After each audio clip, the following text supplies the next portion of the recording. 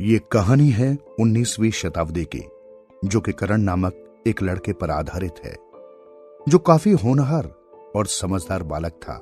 उसकी मां का नाम था भानुमति, जो कि कढ़ाई बुनाई करके थोड़े पैसे कमा लिया करती थी।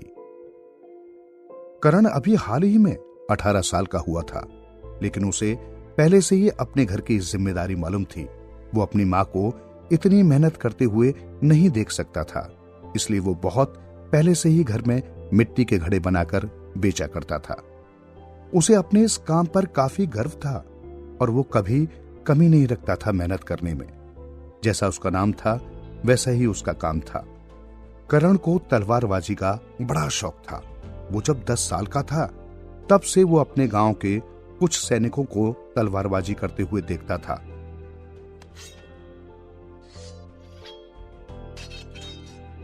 उन सैनिकों को देख देखकर वो थोड़ी बहुत तलवारबाजी भी सीख गया था। करण ने एक कुत्ता पाल रखा था जिसका नाम टॉबी था।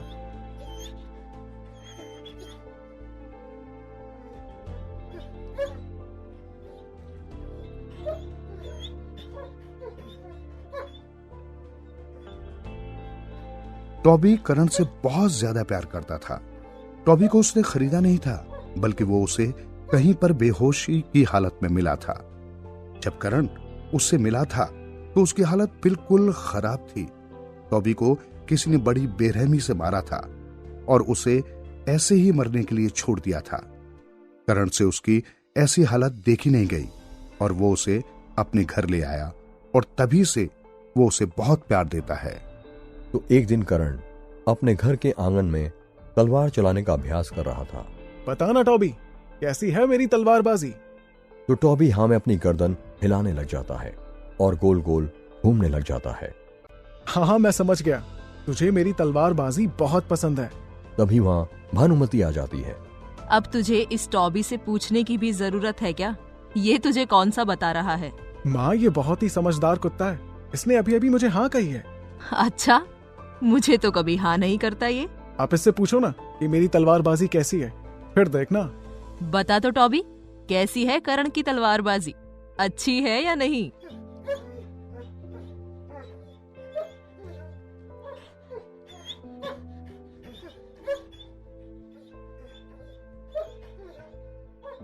तो टॉबी फिर से अपनी गर्दन हिलाता है और घूमने लग जाता है।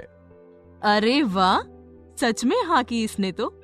तूने ही सिखाया होगा इसको ये करना। हाँ माँ। तू क्या हर वक्त तलवारबाजी करता रहता है? क्या पता माँ, कोई लड़ाई लड़नी पड़ जाए। नाना, मैं तुझे कभी किसी लड़ाई में नहीं जाने दूंगी। नहीं जाऊंगा, ये तो बस मेरा शौक है। सैनिकों को देखते देखते मुझे भी लगा कि मुझे भी तलवारबाजी आनी ही चाहिए। वो सब तो ठीक है, पर कभी लड़ाई में मत जाना, मैं पहले ही कह रही हूँ।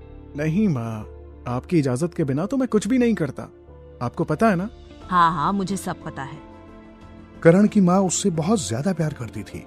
वो अपने बेटे की छोटी से छोटी चीजों को भी ध्यान से रखती थी। वो भले ही 18 साल का हो गया था, लेकिन उसकी नजरों में तो वो अभी भी छोटा ही बच्चा था। एक दिन भानुमति ने करण के लिए चावल की खीर बनाई थी। उसे खीर बहुत ज्यादा पसंद थी। जब भी घर में खीर बनता था तो उसका चेहरा खुशी से खिल उठता था। उस समय करण घर के बाहर आंगन में घड़े बना रहा था। तभी उसकी माँ उसे प्यार से खीर खाने के लिए बुलाती है। बेटा करण, जल्दी आजा बेटा, देख मैंने तेरे लिए क्या बनाया है। तेरी पसंद की खीर बनाई है। चल, अब बहुत काम कर लिया तूने, अब तू बहुत ज्यादा थक भी गया होगा। जल्दी से आजा और खीर खा ले, नहीं तो ठंडी हो जाएगी। जी माँ, अभी आता हूँ, बस थोड़ा सा काम बाकी है। अरे काम वाम छोड़, जल्दी आजा, अभी के अभी। आ रहा हूँ माँ। करण अपना काम छोड़कर जल्दी से घर के अंदर जाता है और माँ के हाथों की बनाई हुई खीर खाने लगता है कि तभी वहां पर उसका दोस्त कुश आ जाता है। कुश काफी डरा हुआ लग रहा था। वो दौड़कर करण के घर आया था, इसलिए वो जोर जोर से सांस लेता है और हांफने लगता है। अरे क्या हुआ कुश, तुम बड़े घबराए हुए लग रहे हो। करण, करण जल्दी चलो, एक आदमी आया था हमारे घर में। वो घड़े खरीदने के लिए हमारे घर में आया था। उसने घड़े ले लिए और पैसे भी नहीं दिए, और जब हमने उससे पैसे मांगे तो वो हम लोगों से लड़ने लगा। जल्दी चलो करण, नहीं तो वो मेरे भाई को और भी मारेगा। अरे तो तुमने उसका सामना क्यों नहीं किया? जयदेव को बुलाया या नहीं? मैं जयदेव के घर गया था, लेकिन जयदेव अपने घर में नहीं था।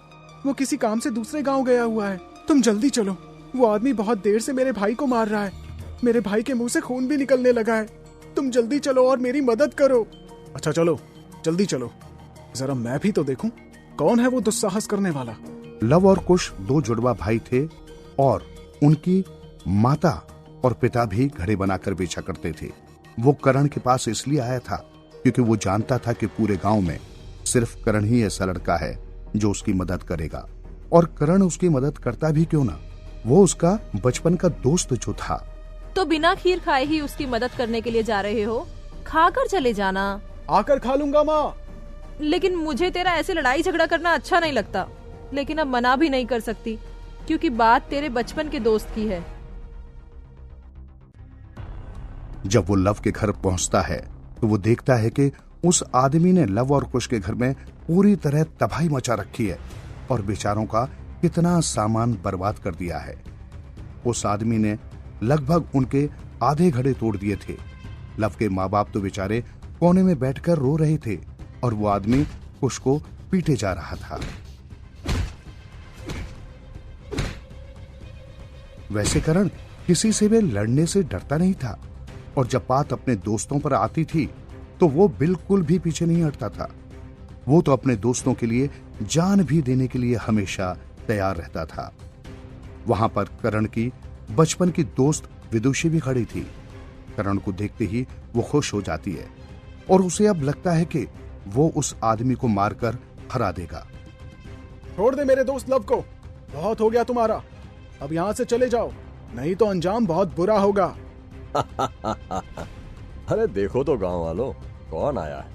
एक बच्चा आया है मुझ जैसे हट्टे कट्टे जवान से लड़ने। मैं कहता हूँ अभी यहाँ से निकल जा, नहीं तो तेरी हड्डी पसली एक कर दूंगा। बड़ा चला है बचाने। काफी हट्टा कट्टा और मोटा था, जिसकी उम्र लगभग 35 साल लग रही थी।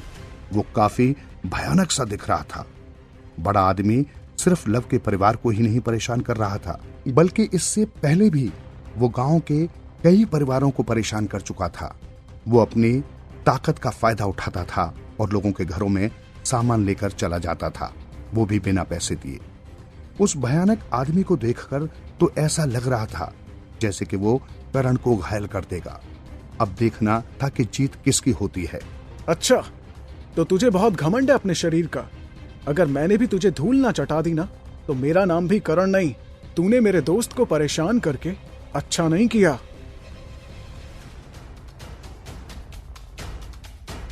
अगले एपिसोड में हम ये जानेंगे कि क्या करण उस हट्टे कट्टे आदमी को हरा पाएगा।